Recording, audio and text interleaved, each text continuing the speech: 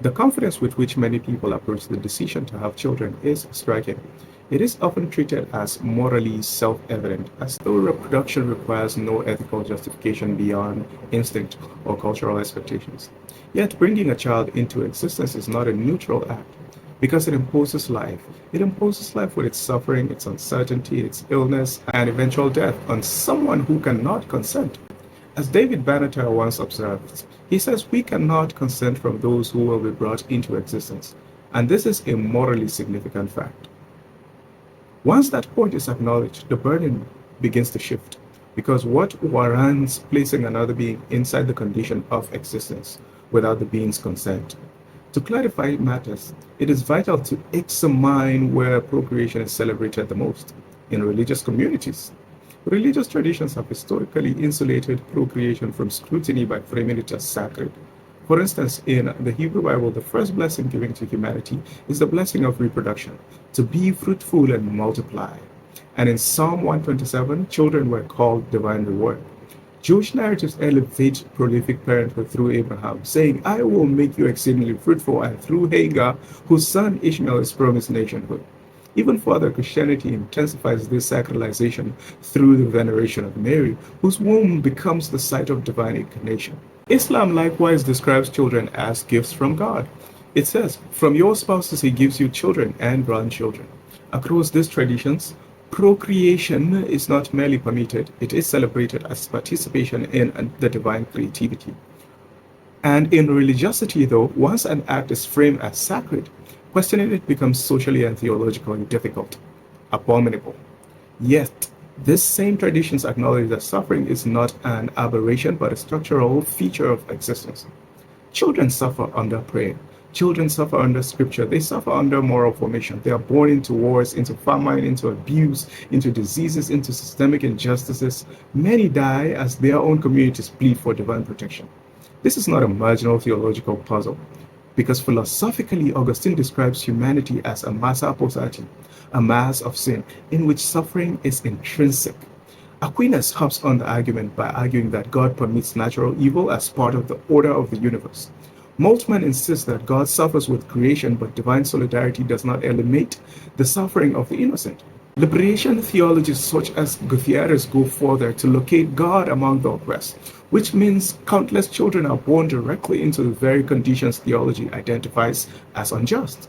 So if suffering is structurally embedded in existence, and even God does not even prevent it at all, then the ethical stakes of imposing existence on a non-consenting being becomes even sharper. On what grounds does a human agent claim the authority to create another being who must endure conditions they cannot refuse?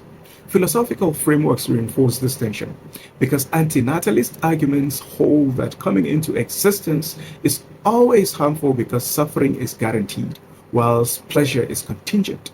Banneter's asymmetry principle highlights that the absence of suffering is good even if no one experiences it, whilst the absence of pleasure is not bad unless someone is deprived of it. Existentialists such as Camus and Sartre emphasizes that existence is marked by absurdity, by contingency, and unavoidable pain. Camus' call to revolt presumes a consciousness already present, a luxury the unborn do not possess. In the moral luck theory, much of a person's life is shaped by forces beyond their control, including their birthplace, their genetics, their race, socioeconomic status, and even exposure to violence.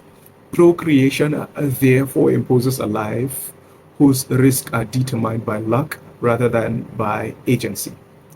Phenomenology adds another dimension to the argument, because Levinas argues that ethics begins with the vulnerability of the other.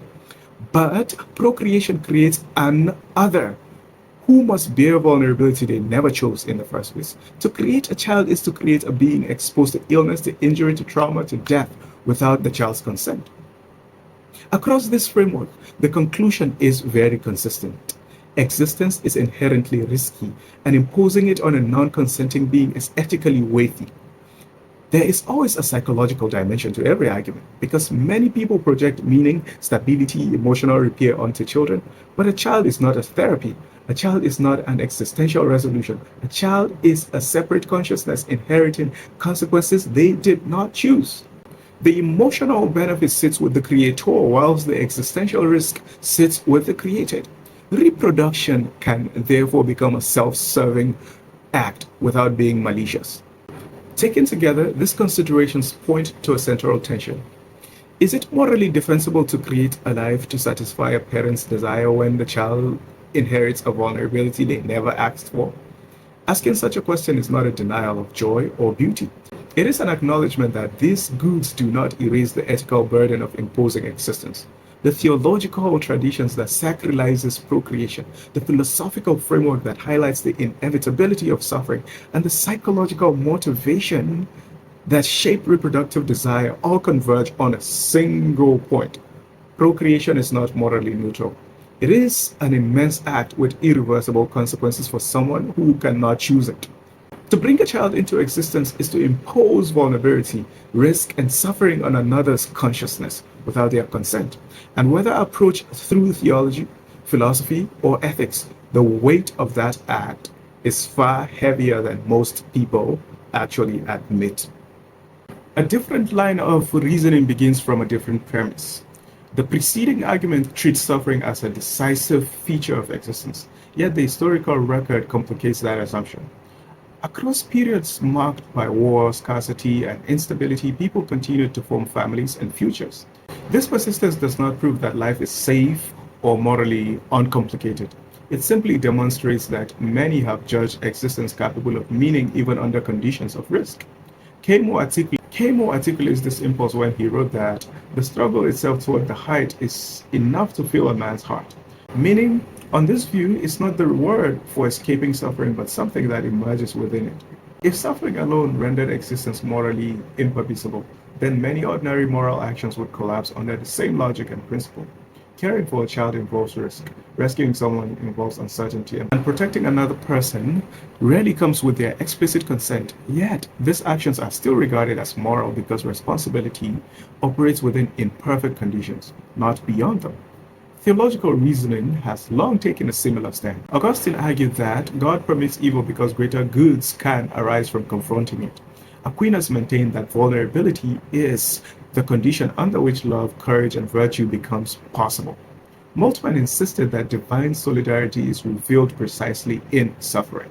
Liberation theology adds that hope is not passive sentiment but a commitment to the future of those who suffer.